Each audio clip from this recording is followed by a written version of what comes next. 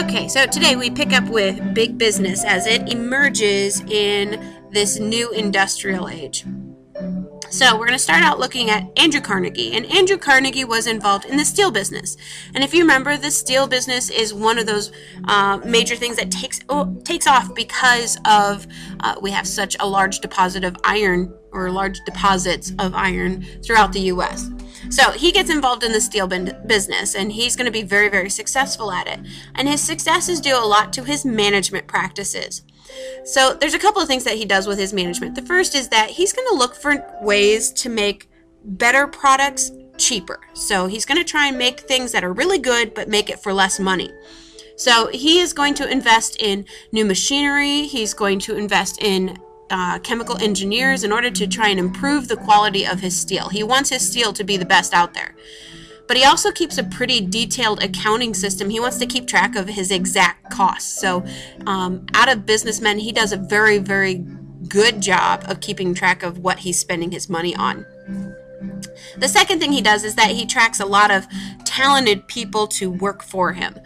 He is going to encourage competition between them by giving bonuses and incentives for them to do well and to do better than their fellow workers. So those two things are going to make him very successful, because he's keeping very good account of what he's doing and who's doing what, and he's getting all these talented people to come work for him. So he's going to have the best product out there.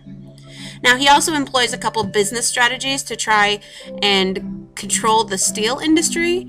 And so he does make these attempts to control the entire steel industry, and actually ends up being fairly successful. The first is vertical integration.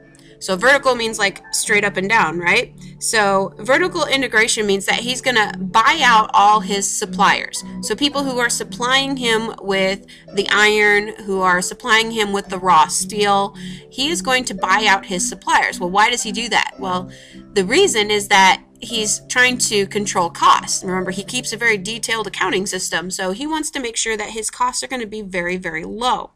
So he is buying out those suppliers because then he can control the price of what things are going to be. The second is that he's going to do something called horizontal consolidation. And horizontal means like the horizons, flat. And so what that means is that he's going to look at companies that are doing the same thing that he is. So they're all on an even plane. They're doing the same thing. They're involved in the steel industry. And so he is going to buy out these companies that are producing similar items to him, because then that reduces his competition. Well, if you get rid of competition, what can you do to the prices? You increase them. So having control of his competitors and his suppliers allowed him to set whatever prices he wanted for the steel. In fact, Carnegie Steel is going to produce about 80% of the nation's steel by 1901. So he is controlling 80% of the market. So he is able to be very, very successful and not have any competition. So he is kind of like the epitome of what it was to be involved in big business in the late 1800s, early 1900s, at the turn of the century. And the big kind of mentality behind this is called social Darwinism. And it comes from the theories of Charles Darwin. And Charles Darwin was he's a scientist who's he writes a book called The Origin of the Species, and it talks about natural selection, that only the strongest survive, the weak do not, and that you make adaptations to make yourself stronger and more likely to survive. So that is going to be applied to society, and American society. And it's this new definition of success that it applied to those millionaires, those ones that were so successful. Those that were rich deserved to be, because they'd worked hard to get there. And those who were not rich deserved to be not rich, because they were lazy and they were obviously inferior. They couldn't come up with these great ideas, and they weren't willing to put in the time and effort. So what this does is it creates a new optimism that anyone with perseverance, with hard work, with intelligence, you could go from rags to riches. And there's just tons of stories in American history that really exemplify that really demonstrate that idea of going from rags to riches. It's kind of this whole concept of you pull yourself up by your bootstraps kind of thing. Now, what we do see in the American culture is that there is no economic boom in the South like there is in the North. In the North, we have all this industry going on, but in the South, they don't have this same economic boom. They don't have this same level of success. The reason why is that after the Civil War, there's just not a whole lot of money down there. There's no large cities to speak of. They have some large cities, but not the same way that the North has, like Philadelphia and Boston and New York City and Washington, D.C. All those are in the North. And the rest, the rest of the country wasn't really keeping up with that. Especially in the South. But you also had economic causes. The South is basically agricultural. They don't have an industrial base. And so, if you remember, the railroad is cutting into their profits because of overcharging. So those railroad rates are cutting into what could be economic success for them. There's also some social causes. There's a lot of competition for skilled workers. Most of the African Americans who were freed after the Civil War did not have a whole lot of skill when it came to running machinery or those kinds of things. They hadn't been allowed to learn those kinds of things. They were farm workers. They didn't need to know how to run machinery and that kind of thing. So there's not a whole lot of skilled labor. If you did have skills, you're going to go where the jobs are, and the jobs are in the North. So that's where they were headed. Well, what we see as big business emerges in American economy is that fewer people are going to control more of the money and more of the business. And so it's kind of this idea that if you can't beat them, join them. So if you can't beat them in their business practices, then you join them, and then they get a larger share of the profit and a larger share of the market as well. So another standout from all these big businesses would be John D. Rockefeller, and he was in charge of not steel, because Carnegie had steel, but instead the other major natural resource, which was oil. And so John D. Rockefeller was in charge of the Standard Oil Company. By 1880, he controlled 90% of the nation's oil, because 90% of the nation's oil was refined by the Standard Oil Company. And so he's going to make lots of money off of this. Unfortunately, he's not very similar. That's about where his similarity to Carnegie ends. He's not doing the same things that Carnegie was, of giving incentives and that kind of thing. Instead, the way he makes money, Rockefeller makes money by keeping wages extremely low for his employees.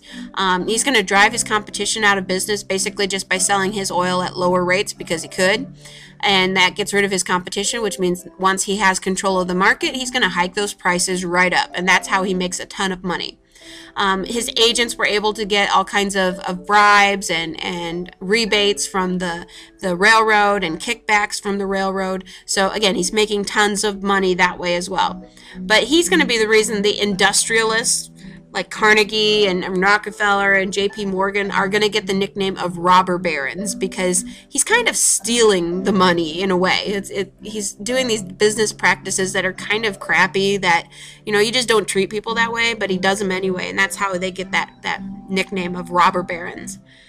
But in their defense, Rockefeller and Carnegie and J.P. Morgan, who was part of U.S. Steel, he was the only real competitor for Carnegie, all of them eventually gave some of their money to charity. So they did give back to society, but they kind of took advantage of society as well. Rockefeller will give away over $500 million. He starts the Rockefeller Foundation, which you can see on a lot of public works kind of things, IPTV, given by the John D. and Catherine T. Rockefeller Foundation. About $80 million will go to the University of Chicago, and that helped to create the Medical Institute there. So, they did good things. Carnegie will give away $325 million, and 90% of his wealth is going to go to creating Carnegie Hall, which is a concert hall. The Carnegie Foundation, which does a lot of the same things that the Rockefeller Foundation does. It funds a lot of public works sort of things. And about 3,000 libraries will get their start from Carnegie's money. So, but it doesn't do a whole lot yet to really get rid of the complaints of people about these large companies. And so eventually the Sherman Antitrust Act is going to be put into place. It stated that any attempt to interfere with free trade between the states or internationally by forming a trust was illegal. So let me state that again. It stated that any attempt to interfere with free trade between the states or internationally by forming a trust was illegal. So, what's a trust? Well, a trust is when you start owning a large share of the market, and then you can control prices. You can hike them up really, really high. So this Sherman Antitrust Act basically says you can't really form a trust because you could be interfering with interstate trade or international trade. Now, it's hard to enforce. They pass it, Congress passes it, but it's hard to enforce it because it doesn't state specifically what a trust is. Is a horizontal consolidation a trust? Is a vertical integration a trust? It doesn't really say what it is. And so the Supreme Court is going to refuse to uphold it. Even though it was passed, they refused to uphold the act, and so it kind of goes by the wayside. And so it's going to end up being a problem of the workers to try and fix the mentality of these robber barons and get them to treat their workers fairly, if not the American public fairly.